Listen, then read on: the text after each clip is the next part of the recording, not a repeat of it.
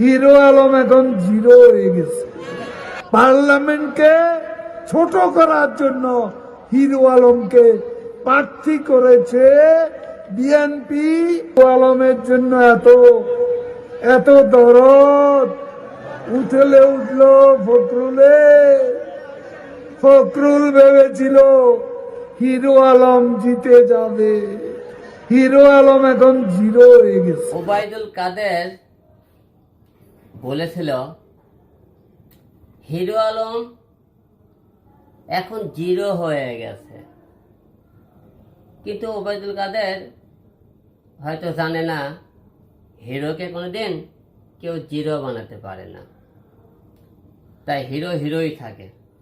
তবে আমার একটা খুব দুঃখ, আমি বলেছিলাম ওবায়দুল কাদের সাথে একটু খেলা করব।